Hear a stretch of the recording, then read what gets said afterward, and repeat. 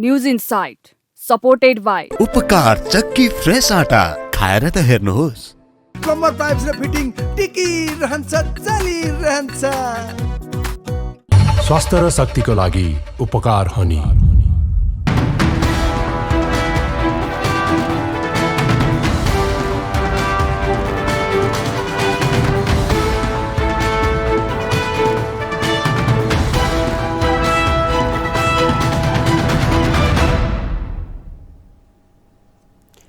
तपाईको चासोको न्यूजबारे विस्तृतमा बुझ्ने समय हो। खास न्यूजलाई खास कोणबाट हेर्ने समय हो। हरेक दिन यो समयमा हामी साझा र ताजा मुद्दा लिएर तपाईहरुमाझ आउनेछौं। नमस्कार, म प्रेजिना देवकोटा। सुरु गरौं हेडलाइन्सबाट। देशको राजनीति र अर्थतन्त्र संकटपूर्ण परिस्थिति बीच गुज्रिरहेको प्रधानमन्त्री दाहालको प्रश्नोक्ति। राजनीतिक व्यवस्था अनुरूप जनताको अवस्था बदल्न सरकार क्रियाशील।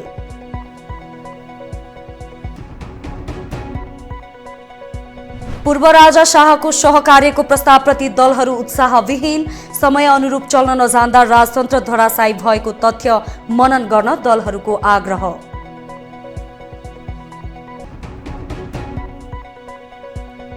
नेपालमा प्रजातन्त्र आउनुमा भारतको हात रहेको राप्रपा नेता पशुपति शमशेर जबराको भनाई। दलहरू इमानदार नबन्दा प्रजातन्त्रको मर्म पूरा नभएको कथन।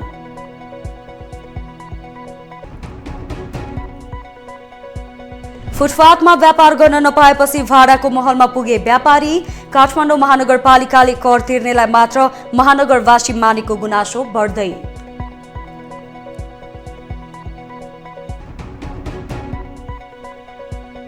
र पछिल्लो समय नेपालमा पनि खेल्न थालिएको फुटभली प्रति युवाहरू उत्साहित। आगामी विश्व च्याम्पियनशिपमा सहभागी बन्ने खेलाडीको छनौट गरिँदै।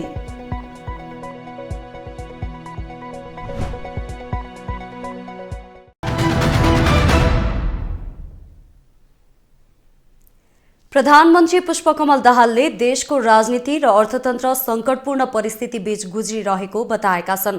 उनले मुलुकका लागि समृद्धि हासिल गर्न बृहत्तर राष्ट्रिय सहमति ऐतिहासिक आवश्यकता भएको पनि प्रश्न पारेका छन्। 73औं प्रजातन्त्र दिवसको अवसरमा काठमाडौँको सैनिक मञ्च टुरीखेलमा आयोजित समारोहलाई सम्बोधन गर्दै प्रधानमन्त्री दाहालले बदलिएको राजनीतिक व्यवस्था अनुरूप जनताको अवस्था बदल्न सरकार क्रियाशील रहेको बताए। संविधानले अवलम्बन गरेको सामाजिक न्याय र समानतामा आधारित समाजवाद उन्मुख अर्थतन्त्रको निर्माण गर्ने तथा समावेशी आर्थिक समृद्धि हासिल गर्नका लागि बृहत्तर राष्ट्रिय सहमति आजको ऐतिहासिक आवश्यकता भएको उनको भनाइ थियो।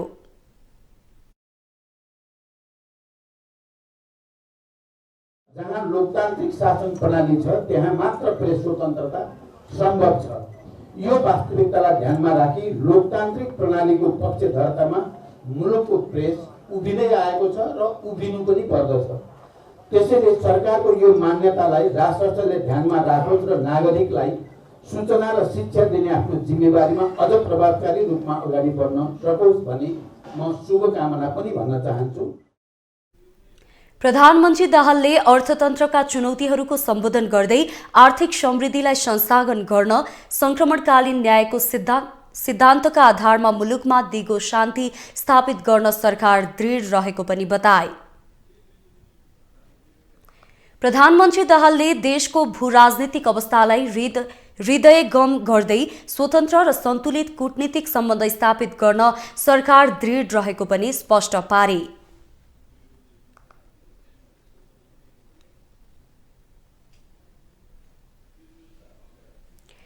नेकपा एकीकृत समाजवादीका अध्यक्ष माधव कुमार नेपाल सत्ता गठबन्धनको आयु लामो नभएको दावी गरेका छन्।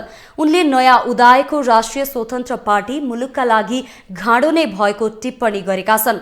आइतबार काठमाडौँमा आयोजित पार्टी निकट अनेरा सोभियु स्थायी कमिटी बैठकको उद्घाटन गर्दै अध्यक्ष नेपालले नेकपा एमालेको हैसियत पनि एक सातापछि छर्लङ्ग हुने बताए। उनले सबै पद आफैले लिएर मुलुकमा राजनीतिमा एमाले हावी हुने हो वा होइन भन्ने कुरा पनि राष्ट्रपति निर्वाचनपछि प्रश्न हुने बताए।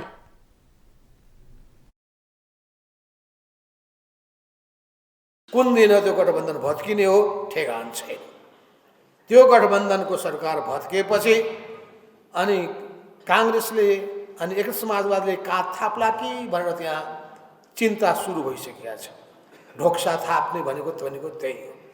त्यताबाट आएपछि यता यिनीहरूले जोगाउँछन् कि भने त्यही हो। त्यसो हुनाले राजनीतिले कुन कोर्स लिने हो राष्ट्रपतिको चुनावसम्ममा थाहा भइहाल्छ। अध्यक्ष नेपालले राष्ट्रिय स्वतन्त्र पार्टीको कारण सत्तारूढ गठबन्धन कुनै पनि बेला टुट्न सक्ने दावी गरे। के नै गरौँला भनेर आएको राष्ट्रिय स्वतन्त्र पार्टीमा पनि पदको आसक्ति बाहेक अरू केही पनि नदेखिएको नेपालको भनाइ थियो। घन्टी बजाउँदै आएको पार्टीको चरित्र पनि देखे जनताले। पहिले त के नगर्ला भन्ने लागेको थियो। पुरानो पार्टीबाट हुँदैन, नयाँ चाहिन्छ, पुरानाहरूलाई छोडौँ भन्नेहरू नयाँ ल्याए, घाँडो भए, अदालतले मुद्दा लगायो, पदबाट हटे। त्यही पनि पदको निम्ति आसक्त भएर त्यही पद चाहिन्छ भनेर हैरान पारेपछि त्यो गठबन्धन पनि सङ्कटमा परेको छ। अध्यक्ष नेपालले पूर्व राजा ज्ञानेन्द्र शाहप्रति संकेत गर्दै मुलुकमा फेरि मण्डलेहरू जाग्न लागेको भन्दै सपना नदेख्न पनि आग्रह गरे।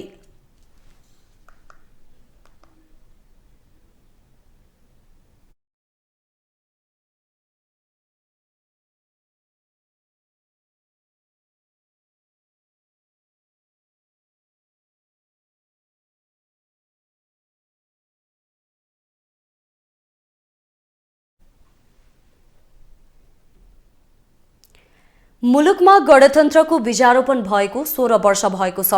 यो 16 वर्षमा मुलुकले संघीयताको अभ्यास गरिरहँदा धर्मनिरपेक्ष पनि बनेको छ। एउटा गणतान्त्रिक मुलुकले बेहोर्नु र अपनाउनु पर्ने व्यवस्था अंगीकार गर्दा राजतन्त्र इतिहासमा सीमित भएको छ। तर यो बितेको 16 वर्षमा नै दलहरूले देखाएको चित्र, चरित्र र चर्ती कलाका कारण राजतन्त्रको पक्षमा पनि आवाज उठ्न थालेका छन्। यही आधारमा टेकेर पूर्व राजा ज्ञानेन्द्र शाहले राजनीतिक दलहरूसँग सहकार्यको प्रस्ताव गरेका छन्। एक रिपोर्ट। कुनै न कुनै अवसरमा आफ्नो धारणा राख्दा पूर्व राजा ज्ञानेन्द्रका शब्दहरूमा बढी कुण्ठा भरिएकै हुन्छ।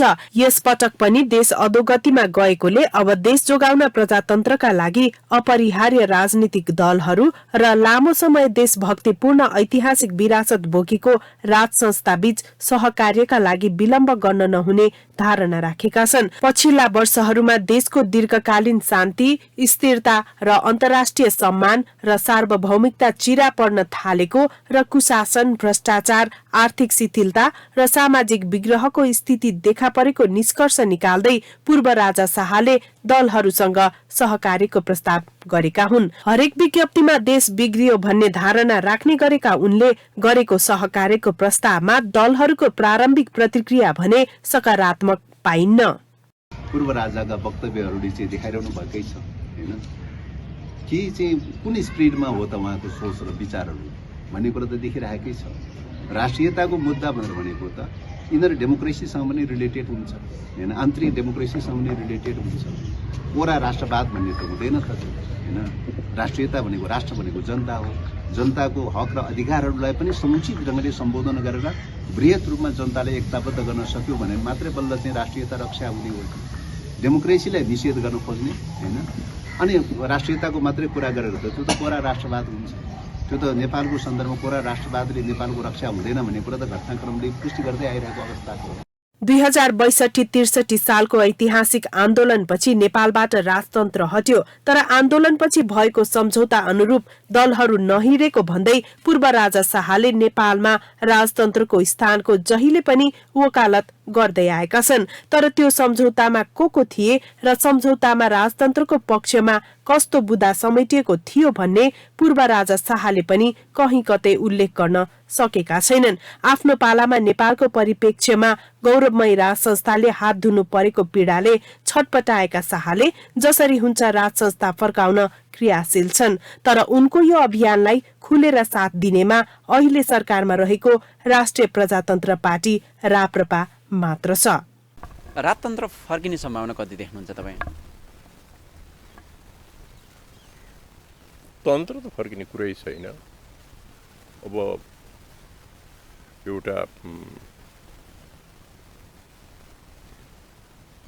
भनिन्छ नि खोपाको देउताको रूपमा कुनै बेला आओस् भन्ने हामी चाहन्छौँ। राष्ट्रियताको सवालमा राजासँग मेरो घाँटी जोडिएको छ भन्दै मेलमिलापको नीति लिएर हिँडेका बीपी कोइरालाको नीतिबाट नेपाली कांग्रेस टाढा भइसकेको अवस्था छ। मुलुकको उस बेलाको र यस बेलाको अवस्था पनि धेरै फेरिएको छ। ठूला दलहरूसँग न्यानो नभई चिसो नै सम्बन्ध रहेका पूर्व राजा शाह ठूला दलहरूभित्र राज संस्थाको पक्षमा लबिङ चलाउन सक्ने अवस्थामा पनि छैनन्। राजा ज्ञानेन्द्र यहाँ चुप लागेर बसेका छन्, भित्रभित्र अनेक षड्यन्त्र गरिरहेका छन्। त्यस षड्यन्त्रमा धर्म भनेपछि एउटा जनतालाई एउटा बेग्लै सेन्टिमेन्ट हुन्छ, त्यसलाई क्यास गर्न खोज्ने धर्मनिरपेक्षता हुनु हुँदैन भन्ने, धर्मनिरपेक्षताले कसैको धर्ममा हस्तक्षेप नगर्ने भन्ने न हो। स्वतन्त्रतापूर्वक आफूले आस्था राखेको धर्मलाई सबैले सम्मानपूर्वक मनाउन्, विघ्न बाधा केही नपरोस् भन्ने हो। त्यसले कसैले बाधा त होइन, तर त्यसलाई गलत अर्थ लाएर केही तत्त्वहरूले त्यसलाई भ्रम पार्न खोजिरहेका छन् र केही जनताहरू केही समय भ्रम परे पनि त्यसले सधैँ भ्रम पार्न सक्दैन। राजतन्त्रप्रति आस्थावान र प्रतिबद्ध राप्रपा अहिले राम्रो हैसियतका साथ सरकारमा छ। राप्रपाको यो हैसियत र पृथ्वी जयन्तीमा दिलाउन सकेको विदाको कारण पूर्व राजा शाह पक्कै हौसिएका छन्। तर निरन्तर परिवर्तन र प्रजातन्त्रको पक्षमा रहेका नेपाली जनताले हिजोका तीतोहरू तत्काल भुलिहाल्ने अवस्था छैन। यो देशमा प्रजातन्त्र हुर्कन नपाउँदै धेरै पटक अपहरित भएको छ, त्यो पनि अरू कोहीबाट नभई राज संस्थाबाट, जसको कारण नेपाली जनताले राज संस्था हटाउन रक्तपातपूर्ण सशस्त्र विद्रोह गर्ने प्रतीक्षा गर्नु पर्यो, जसमा हजारौं नेपालीकै हातबाट मारिए। तर राज संस्था हटेपछिको अवस्था पनि नेपाली जनताका लागि अनुकूल नहुँदा जनता भने निरन्तर मारमा पर्दै आएका छन्। राज संस्था फ्यालिसकेकोलाई फेरि ल्याउनु पर्ने जरुरी चाहिँ छैन हैन। जनताले पहिल्यै फ्यालिसकेका छन्, अरू पार्टीहरू बीच चाहिँ कोल्याबोरेसन गरेर खुट्टा तानातान नगरिकन राज्यलाई कसरी हुन्छ राम्रो दिशा निर्देश गरेर युवालाई यहीँनिर रोकेर स्वरोजगार सिर्जना गरेर देशलाई अगाडि बढाए राम्रो होला। नत्र फेरि अब जनता आफै जाग्ने बेला भइसकिसकेको छ। युवाहरू पागल भइसक्यो अब यो देशको नेताहरूको खुट्टा तानातानले गर्दाखेरि। एकपछि अर्को गर्दा गर्दै घटनाहरू एकदमै दिन देखार मान्छेहरूले आगो लागेर मर्न थालिसक्यो। यो बेथिति हट्नुपर्छ। यो देशको एकीकरणदेखि विभिन्न सन्दर्भमा राज संस्थाको भूमिका भुलिहाल्नु हुने अवस्था निश्चय नै छैन। तर राष्ट्रियता, राष्ट्रवाद र माटो अनुकूल प्रजातन्त्रको नाममा जनतालाई सदैव रैती बनाएर राख्ने अवस्था थिएन। राज संस्थाले नबुझेको यहीँनिर हो। जनताको गुनासो थिएन होला, तर राज संस्थाले समय अनुरूप चल्न नसक्दा जनताले गणतन्त्र स्वीकारेका छन्। यो सत्य ज्ञानेन्द्र शाहले स्वीकार्नुपर्छ। आज फागुन 7 गते अर्थात् प्रजातन्त्र दिवस। नेपालमा प्रजातन्त्र आएको आज 72 वर्ष पूरा भएको छ। प्रजातन्त्रको प्राप्तिले देशमा आमूल परिवर्तन आउने अपेक्षा गरिएको थियो, तर जनता भने वर्तमान राजनीतिबाट असन्तुष्ट देखिन्छन्। प्रजातन्त्रले दिएको उपलब्धिका विषयमा हामीले केही सर्वसाधारणलाई प्रश्न सोधेका छौं। सुनौ सर्वसाधारणको भनाई उनीहरूकै आवाजमा। यस्तो छ, अब राजनीतिक व्यवस्थाहरू त परिवर्तन भइरा हुन्छ। त्यो अन्तर्गत नै राजा शासन ढालेर जनताको शासन आएको दिनको रूपमा प्रजातन्त्र दिवस मनाइन्छ हैन। तसर्थ राजनीतिक उपलब्धिको रूपमा चाहिँ यो दिन स्मरणयोग्य भयो, तर आम नागरिकहरूको जनताको पक्षमा चाहिँ यो दिन आजसम्म पनि स्मरणीय हुन सकेको अवस्था चाहिँ छैन। किनभने राजनीतिक व्यवस्था परिवर्तन सँगसँगै जनताको अवस्था पनि परिवर्तन भएको भए त्यो प्रत्याभूति तल्लो तहको नागरिकले पाएको भए सायद सबै उपलब्धिहरू उपलब्धिमूलक देखिन्थ्यो होला हैन। तर प्रजातन्त्र दिवसको नाममा केही एकाध व्यक्तिहरूलाई अथवा एउटा भनौँ न नेतृत्वमा बस्न चाहने नेताहरूको लागि मात्रै यो व्यवस्था परिवर्तन भइदिएको जस्तो देखिएको छ। त्यसकारण आम जनताले त यसमा पनि खुसी हुने अवस्था चाहिँ बनेको चाहिँ छैन। मलाई त यो अनुसार परिवर्तन भएको जस्तो लाग्दैन। अहिलेसम्म जनताले पाउने सुविधा पाएको छैन। सबै कुरामा भन्ने हो भने महिलाहरू भयो, शिक्षा क्षेत्र भयो हैन, सबै कुरामा जनताले भने जति हैन चाहे जति अहिलेसम्म सुविधा चाहिँ पाएको छैन जस्तो लाग्छ। प्रजातन्त्र के को लागि आयो भन्ने कुरै पहिला अहिलेको जनताहरू अहिलेको पब्लिकहरुमा चाहिँ बहसको विषय पनि छ। चेन्जेस खास प्रजामा आउने तन्त्र प्रजाले गरेर प्रजाले गएर माथि गएर शासन गर्ने प्रजातन्त्र ल्याउन खोजेको हो। त्यो चाहिँ खासै कुनै उपलब्धिमूलक भयो जस्तो चाहिँ मलाई लाग्दैन। हामीले 36 सालमा बौद्धले व्यवस्था फाल्यौँ, 47 सालमा नयाँ परिवर्तन गऱ्यौँ, प्रजातन्त्रको विषयमा काम गऱ्यौँ, आन्दोलनमा गयौँ। के को लागि आन्दोलन गऱ्यौँ भन्ने कुरै अहिले चाहिँ हामी निरुत्तरित छौँ र पब्लिकले खासै प्रजातन्त्रमा यो चाहिँ मेरो स्वतन्त्रता हुन्छ, यो चाहिँ मेरो बोल्ने अधिकार, हिँड्ने अधिकार, विकासको अधिकार, के अधिकार भन्ने कुरा चाहिँ त्यो चाहिँ प्राप्त गरेको जस्तो लाग्दैन। परिवर्तन मात्र एउटा कुरामा मात्रै भयो, परिवर्तन राजनैतिक परिवर्तन मात्रै भयो, त्योभन्दा पृथक परिवर्तन केही पनि भएन। र नेताहरूले आफूलाई इन्ट्रोड्युस गराउने र आफ्नो विकास गर्ने परिवर्तन मात्रै भयो। जनताको लागि दिने आधारभूत आवश्यकताको पनि विकास भएन। जनताले खोजेको प्रजातन्त्रमा आधारभूत कुराको आवश्यकताको परिपूर्ति हो, त्यसको विकास भएको जस्तो खासै भएन। त्यसकारणले गर्दा खासै ठुलो परिवर्तन प्रजातन्त्रमा केही पनि छैन। नाममा मात्र परिवर्तन देखियो। जस्तै अब यो पञ्चायत काल फाल्यौँ, राणाकाललाई फाल्यौँ, पञ्चायत काललाई फाल्यौँ, शाही शासनलाई फाल्यौँ। यो हुँदै अब प्रजातन्त्र भन्यौँ, लोकतन्त्र भन्यौँ, गणतन्त्र भन्यौँ। यो बिचमा खासै हामीले लुगा मात्र फेरेको जस्तो आभास भयो। हामीले त्यस्तो अनुभूति हुने खालको कुनै पनि परिवर्तनहरू देखिएको छैन नेपालमा। अब पुरानो हामीले जुन सुन्दै आएका थियौँ, पहिला यस्तो आनन्दको जीवन थियो भन्ने कुरा छ। अहिले हामीले त्यो किसिमको अनुभव गर्न पाएका छैनौँ। हामीलाई दुःख लाग्छ। हामी युवा भएर पनि समाजका लागि केही त्यस्तो परिवर्तन गर्न सकेका छैनौँ। हामीले लडेको लडाइँ पनि हो कि होइन कि जस्तो, यो प्रजातन्त्रको लडाइँ हो कि गणतन्त्रको लडाइँ, यो नाम मात्रको लडाइँ जस्तो लाग्यो। प्रजातन्त्र प्राप्त भएको 72 वर्ष पूरा भएको छ। यसबीचमा धेरै राजनीतिक उथलपुथलका घटना भए, राजनीतिक कोर्सहरू परिवर्तन भए, तर जनताको जीवनमा भने खासै परिवर्तन आएको छैन। 104 वर्षीय जहानिया राणा शासन अन्त्य गर्नु चान्चुने विषय थिएन, तर जनताको परिवर्तनको वेगलाई क्रूर राणा शासनको धार कमजोर बन्यो। पद्मशमशेर राणा जनताको हातमा अधिकार दिन राजी भए। फलस्वरूप 2007 साल फागुन 7 गते देशमा प्रजातन्त्र आयो। राणाहरूको रोल क्रममा रहेका विजय शमशेर जबराका छोरा पशुपति शमशेर जबरा अहिले पनि सक्रिय राजनीतिमा छन्। उनी जबरासँग नेपालमा प्रजातन्त्र प्राप्तिका विषयमा सहकर्मी ऋषि खतिवडाले कुराकानी गरेका छन्। जबरासँग गरिएको कुराकानी अबको क्रममा। आजको दिनलाई कसरी लिने? अब यो त प्रजातन्त्रको सबभन्दा ठुलो दिन हो। नेपाली जनताले प्रजातन्त्र प्राप्त गरे, यो अत्यन्त राम्रो हो। म यस दिनको बारे म सम्पूर्ण नेपाली जनतालाई मेरो हार्दिक शुभकामना दिन चाहन्छु। जुन रूपमा प्रजातन्त्रको अपेक्षा गरिएको थियो अथवा जनताले न्याय पाउँछन्, उपलब्धि हुन्छ, संस्थागत हुन्छ भन्ने तरिकाको जुन विश्लेषण आकलन गरिएको थियो, त्यही अनुरूप जुन तरिकाले प्राप्त गरेको प्रजातन्त्रको यो महसुस चाहिँ जनताले गर्न पाएका छन् त? अब 1-2 अपवाद बाहेक त्यो पायो भन्न सकिन्न। अपवाद चाहिँ के हो? अब एउटा अपवाद त तपाईँको गिर्जाबाबुको पहिलो काल, अर्को मनमोहनजीको 10 महिना र म समेत त्यहाँ मन्त्री हुनु पाएको शेरबहादुर देउपाको 2 वर्ष। तिनीहरूमा चाहिँ मेरो विचारमा निकै प्रगति भयो। त्यो प्रगति अहिलेको वर्तमान राजनीति नेताहरूले चाहिँ यो उपलब्धिलाई चाहिँ संस्थागत गर्न अथवा दीर्घकालीन रूपमा दिगो रूपमा अगाडि बढाउन सकेका छैनन् भन्ने वर्तमान अवस्था हो।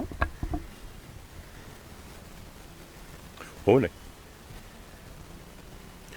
यो बीचमा तपाईको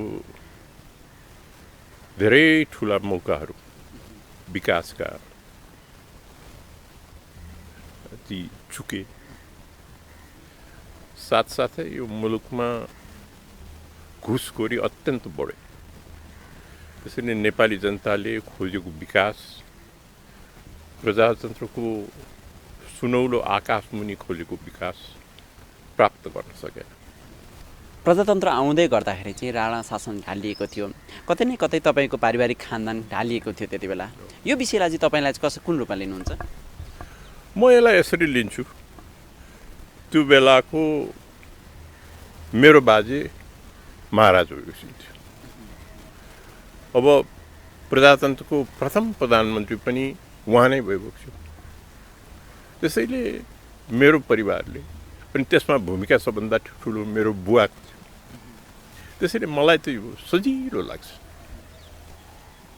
बुबाले गर्दा नि प्रजातन्त्र आयो भन्ने तपाईँहरूको कुरा हो। बुवाले प्रजातन्त्रको नेगोसिएट गरिबक्ष भनेर त मेरो एउटा किताब को के भन्ने भन्छ अंश छ, तपाईँले प्रकाशित गर्नुभएको पुस्तकमा लेख्नुभएको छ। त्योभन्दा अगाडि त्यस्तो व्यापक असन्तुष्टि हुने खाले कदम के भएका थिए र यो प्रजातन्त्र ल्याउनु पर्यो अथवा राणा शासन अन्त्य हुनु पर्यो? अब 104 वर्षमा धेरै राम्रा कुरा छन्। अघि अझ उहाँहरू नयाँ मुलुक ल्या पनि छ। चन्द्र शमशेरले दासको उन्मूलन गरे। अब अनेक कुराहरू राम्रा पनि छ, तर त्यसको टाइम लागिसकेको थियो। त्यो कुरा बुवाले बुझेर बुवाले मेरो बाजेलाई कन्भिन्स गरेर अब त्यो अथोरिटेरियन शासनबाट प्रजातन्त्रमा ल्याउने भूमिका निर्वाह गरेको छु। त्यसमा भारतको पनि भूमिका छ भन्ने चर्चाहरू भइरहन्छ। अहिले पनि त्यो चर्चा सेलाएको छैन। वास्तवमा भारतको भूमिका चाहिँ नेपालमा प्रजातन्त्र ल्याउनलाई कतिको रह्यो? धेरै गर्यो नि भारतले। किन जवाहरलाल नेहरूले अब त्यो सुने आयो कुरा त्यो के म बच्चा थिएँ त्यो बेला। जवाहरलाल नेहरूले सुवर्ण शमशेरलाई करै नतिरेर त्यो क्रान्तिलाई फाइनेन्स गर्न मौका दिनुभयो अरे। अब जे जति आयो त्यो बेला होइन, त्रिभुवन महाराजतिर ल्यान्ड गरिबक्सिँदाखेरि त्यत्रो स्वागत भयो। त्रिभुवन महाराजतिर आश्रय यहीँ यो शीतल निवासमा इन्डियन एम्बेसी त्यो बेला थियो, त्यहाँ लिइबक्छु छु। त्यसरी भूमिका हिन्दुस्तानको धेरै थियो। तर वर्तमान समयमा भारतको यो भूमिकालाई लिएर चाहिँ त्यति जनताहरूले रुचाएका छैनन्। अलि बढी यो माइक्रो म्यानेजमेन्ट पनि खोज्यो भारतले भन्ने पनि आलोचना हुन्छ। यस्तो माइक्रो म्यानेजमेन्टमा चासो नदिए हुन्थ्यो भन्ने पनि जनताको कुराहरू कतिपय सुनिन्छ। यो विषयलाई चाहिँ तपाईँको बुझाइ के हो? अहिले चाहिँ हिन्दुस्तान अलिकति यो मामलामा अलर्ट भयो जस्तो लाग्छ। क्वाइट डिप्लोमेसीमा गयो जस्तो लाग्छ। त्यति सक्रिय छ जस्तो लाग्दैन देखिँदा सक्रिय छैन। तर पनि वर्तमान राजनीतिमा राष्ट्रपति बनाउनेदेखि प्रधानमन्त्री बनाउनेदेखि सरकार ढाल्ने र गिराउनेदेखि सबै कुराहरू चाहिँ भारतको हात छ भनेर चर्चा हुन्छ के? त्यो राष्ट्रपति बनाउनु के बनाउने भन्ने कुरामा उनीहरूलाई के चासो होला र? मलाई त्यस्तो जस्तो लाग्दैन। अब यो प्रजातन्त्रलाई स्थायित्व दिन सबै जनताले खोजेको जस्तो शासन व्यवस्था ल्याउन अब के कुरा बाँकी छ? तपाईँको सुझाव के छ? सबभन्दा पहिला शासनमा बस्ने मान्छे इमान्दार हुनु पर्यो। अब जुन मन्त्रालय चलाए पनि, जुन मन्त्री परिषद चलाए पनि दक्षता भएन भने त अनि के काम हुन्छ? त्यसैले म इमान्दारी र दक्षता र एउटा भिजन म नेपाल यहाँ पुर्याउँछु जस्तो मेरो बुवाको भिजन थियो, त्यो हुनुपर्छ। अहिलेका दलले त्यो भूमिका जो निर्वाह गर्नुपर्ने आत्मविश्वास अलिकति कमजोर भएको पाउनु भएको हो? अलिकति नपुगे जस्तो लाग्यो। तपाईँ पनि पटक पटक होइन सरकारमा सामेल भइरहेको व्यक्ति, जलस्रोत मन्त्रालय पनि भूमिका सम्हाल्नु भइसकेको व्यक्ति, तपाईँ आफै रहँदाखेरि चाहिँ गरेको कामहरू चाहिँ के छन्, के सम्झनुहुन्छ? मैले गरेका कामहरू त अब म आउँदाखेरिमा कुलेखानी चलिरहेको थियो। कुलेखानी दोस्रोको अब विभिन्न दुर्घटना भएर त्यहाँनिर चाहिँ काम गए पनि त्यो कुलेखानी ठिक्क टाइममा हुने गरे।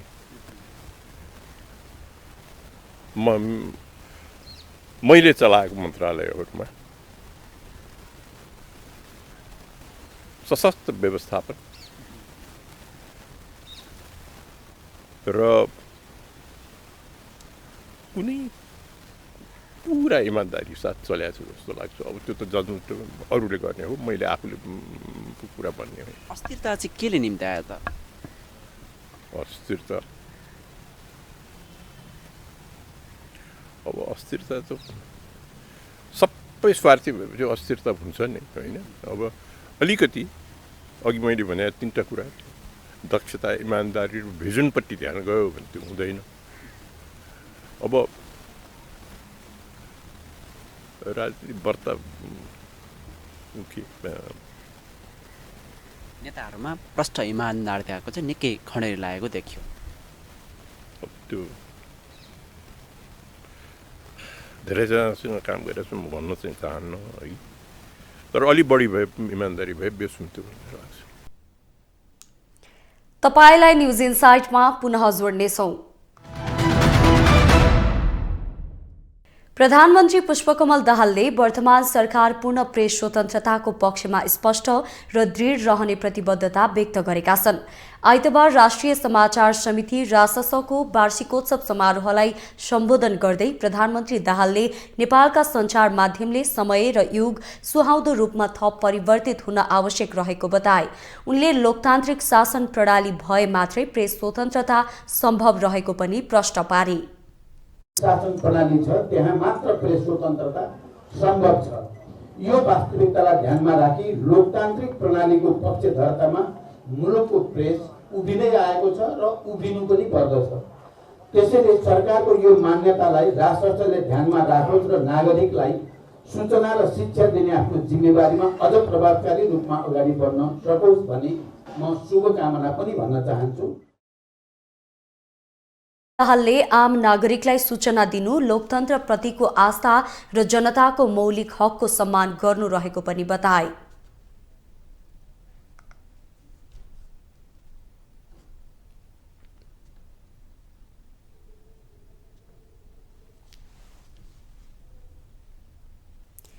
काठमाडौँ महानगरपालिकाले फुटपाथमा व्यापार अन्त्य गर्ने नीति लिएपछि कतिपय फुटपाथ व्यवसायीहरूको अवस्था नाजुक छ। उनीहरूलाई दैनिकी चलाउन कठिन हुँदै गर्दा धेरैलाई परिवार पाल्न धौधौ भइरहेको छ। तर नयाँ बानेश्वरका फुटपाथ व्यवसायीहरूले रोजेको विकल्प धेरैका लागि प्रेरणादायी बन्न सक्छ। एक रिपोर्ट।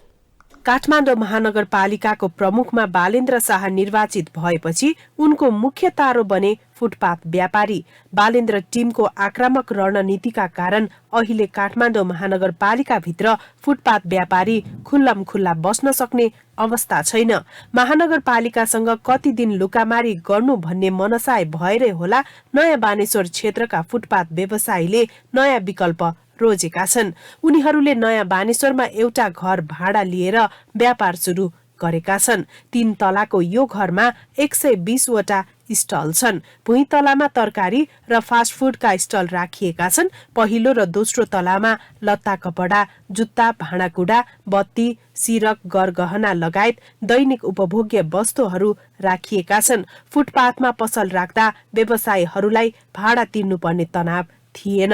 अहिले भने उनीहरूमाथि दैनिक 1000 रुपियाँसम्म भाडा तिर्नुपर्ने दायित्व थपिएको छ। तर एउटा विषयमा भने व्यापारी ढुक्क छन्, न त नगर प्रहरीले लखेट्ला भन्ने पिर, न त सामान जफत नै हुने शंका। बाहिर त अँधेरोमा पसल गर्नु पर्थ्यो, चोरी तस्करी पनि हुन्थ्यो, अनि चोरीहरूबाट अब सामानहरू जोगाउन नि गाह्रो। अहिले त अब सीसी क्यामेरा छ यहाँ हैन, अब दिउँसै बत्ती बालेर पसल गर्न पाइएको छ, खुसी छ अहिले त। पहिले बाहिर फुटपाथमा राख्थ्यो, अनि साउन 4 गतेदेखि बालनले हटाउनु भएको, अनि यहाँ व्यवस्था भयो, अनि बाहिरबाट यहाँ मलाई सेफ लाग्यो के। हुन त फुटपाथ व्यवसायीलाई महानगरपालिकाले छुट्टै बजारको व्यवस्था गर्ने बताउँदै आएको थियो। अहिलेसम्म महानगरले त्यस्तो पहल भने गरेको देखिएको छैन। बानेश्वर क्षेत्रका यी व्यवसायीले आफ्नै पहलमा पसल सुरु गरेका हुन्। अब बाटोमा उठाइहाल्यो, बाटोमा उठाएपछि त अब कहाँ जाने हैन, अनि यही दिनुभयो, यही आएर बस्यो। 1 वर्ष जति भयो, तर खासै नगरपालिकाले चाहिँ राखेको होइन, हामीलाई बालनले पनि राखेको होइन। यो व्यक्तिको घर हो, व्यक्तिले राखेको हो। अब हामीले भाडा तिर्नुपर्छ, त्यही हो। व्यापार हुँदा तिर्ने, अब नहुँदा नतिर्ने कुरा हुँदैन। राखेपछि तिर्नु परिहाल्छ, भए पनि नभए पनि। यता व्यवसायीले भने सुरुवात र अहिलेमा भाडा पनि समान नरहेको बताएका छन्। 4 महिनाको अन्तरमा नै भाडा दर व्यापक वृद्धि गरेको उनीहरूको गुनासो छ। साउन महिनासम्म उक्त स्थान प्रयोग गरे बापत दैनिक 100 रुपैयाँसम्म भाडा दिन्थे। 6 महिनाको अवधिमा 1000 सम्म भाडा पुग्नु न्यायपूर्ण नभएको उनीहरूको गुनासो छ। तर व्यवस्थापकले भने सहमतिमै भाडा निर्धारण दावी गरेको छ। भाडाको चाहिँ अगाडि र पछाडि ठाउँ हेरेर, त्यसपछि लोकेसनको जुन अब प्राइम लोकेसन र अलिक अफ लोकेसन हेरेर, त्यो हेरेर र प्राइम टाइम जस्तै सिजन हेरेर भाडाहरू तोकेको छ।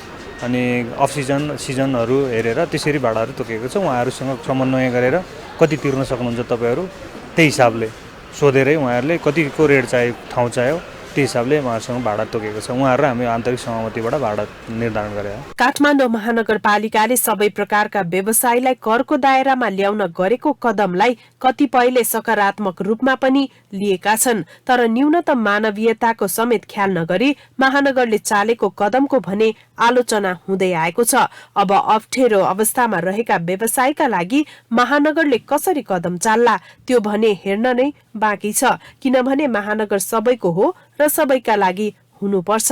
महानगरले कर असुल्नेलाई मात्र महानगरको बासिन्दा मान्नुहुन्न। गरिब र असहाय एवं गरी खान खोज्नेहरूलाई उसको पनि साथ आवश्यक हुन्छ नै।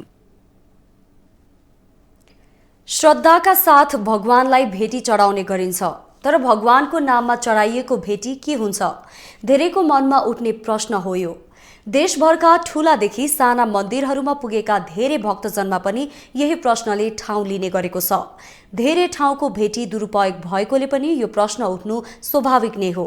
तर म्याग्दीको प्रख्यात गलेश्वर महादेवको मन्दिरमा चढाइएको भेटी भने सबैलाई देखाएर गनेर मात्र कोषमा जम्मा गर्ने गरिएको छ।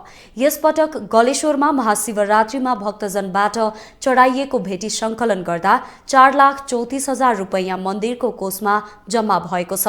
म्याग्दीबाट सहकर्मी हरिकृष्ण गौतमले पठाएको यो रिपोर्ट हेरौं। गलेश्वर महादेव मन्दिरमा ठूलो पर्वको साँझसम्म भेटी संकलन गरी प्रहरीकै उपस्थितिमा मुचुल्का गरिन्छ। रातभर सुरक्षामा भेटी र चाबी कोषमा राखिन्छ। भोलिपल्ट बिहान सरोकारवाला निकायको उपस्थितिमा प्रहरी चौकीबाट मन्दिर परिसरमा ल्याएर कोषका पदाधिकारीले हस्ताक्षर गरे लगतै भेटी फिजारिन्छ। सबैले बसेर खनखनी पैसा गर्ने गर्छन्। देशभरका ठूला मन्दिरहरूको भेटी दुरूपयोगका खबर सार्वजनिक भइरहेको अवस्थामा गलेश्वर महादेव मन्दिरमा विगत 1 दशक यता मन्दिर परिसरभित्र सर्वसाधारणले समेत प्रत्यक्ष अवलोकन गर्न मिल्ने गरी भेटी गर्ने गरिन्छ। महाशिवरात्रिको भोलिपल्ट अर्थात् आइतबार पनि यस्तै दृश्य मन्दिरमा देखिएको थियो। संकलित भेटीबाट 4,34,000 रुपैयाँ मन्दिरको कोषमा जम्मा भएको छ।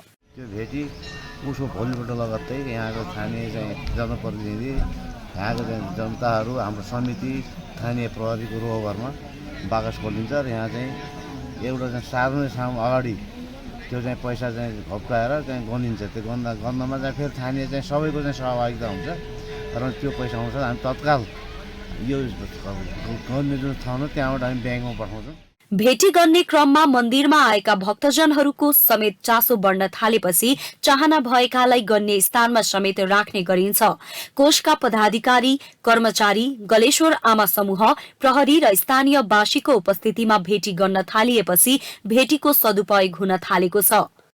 मेला पर्वको पछिल्लो दिनमा तत्कालै हाम्रो समिति र यहाँ स्थानीयवासी र स्थानीयमा रहेको चौकी र सम्पूर्ण स्थानीयवासी बसेर भेला भएर गनेर अनि ब्याङ्क पनि यहीँ आउनुहुन्छ। अहिले फिलहाललाई चाहिँ गरिमा विकास ब्याङ्कमा राख्ने गरेको छ। उहाँहरू पनि यहीँ आबद्ध हुनुहुन्छ र उहाँहरूको साथमै सँगसँगै गनेर भौचर उठाएर नै हाम्रो ब्याङ्क दाखिल नै हुन्छ।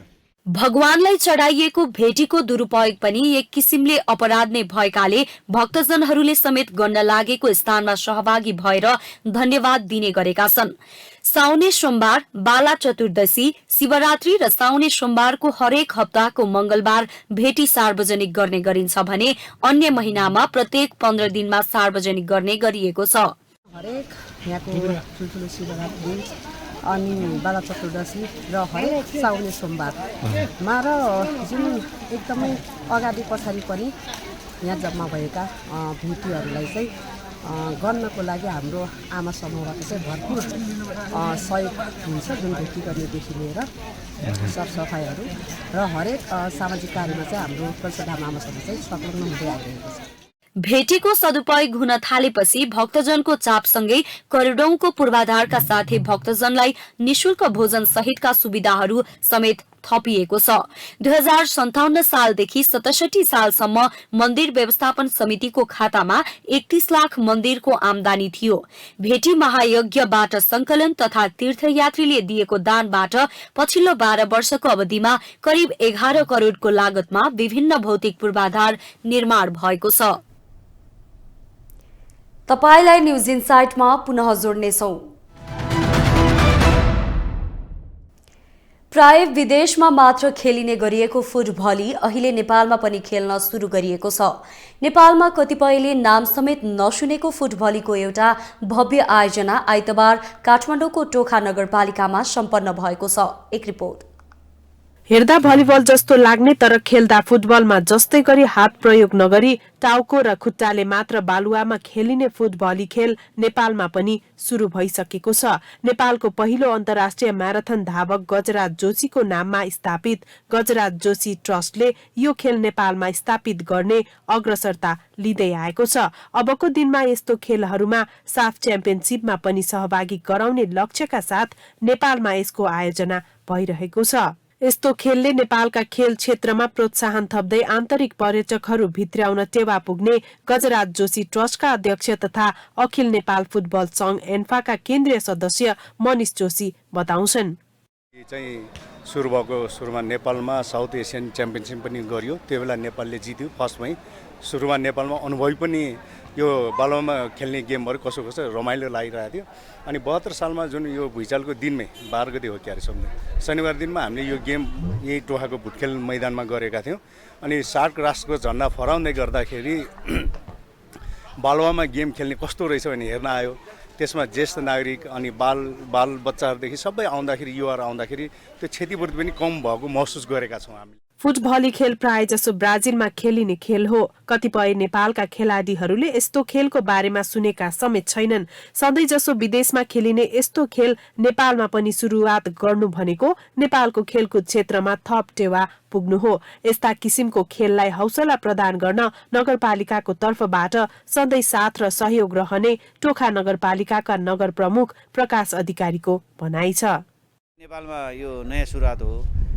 यसको कम्तीमा पनि यसको महत्त्व, यसको गरिमा हैन लाई चाहिँ भनेको उजागर गरौँ हैन। नगरपालिकाले साथ सहयोग दिनु पर्यो भनेर नगरपालिकामा आउँदाखेरि मैले सहज र स्वीकारी र यो खेल आयोजनालाई टोखा नगरपालिकाले आर्थिक सहयोग गरेको छ हैन। तपाईँलाई त्यो पक्कै नै थाहा पाउनु भएको छ।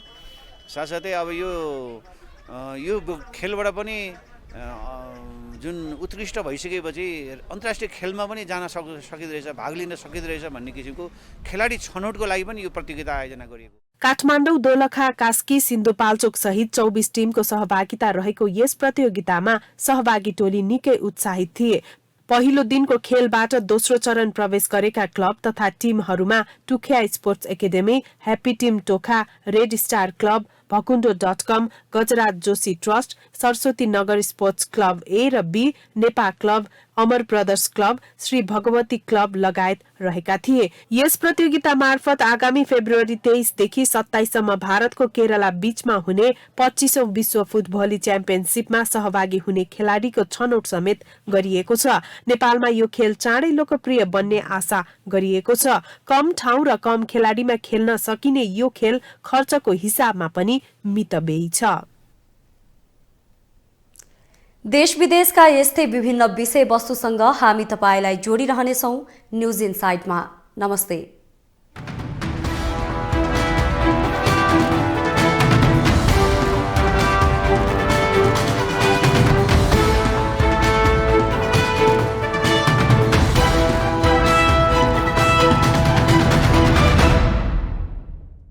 न्यूज इनसाइट सपोर्टेड बाय उपकार चक्की फ्रेश आटा खाएर त हेर्नुहोस्।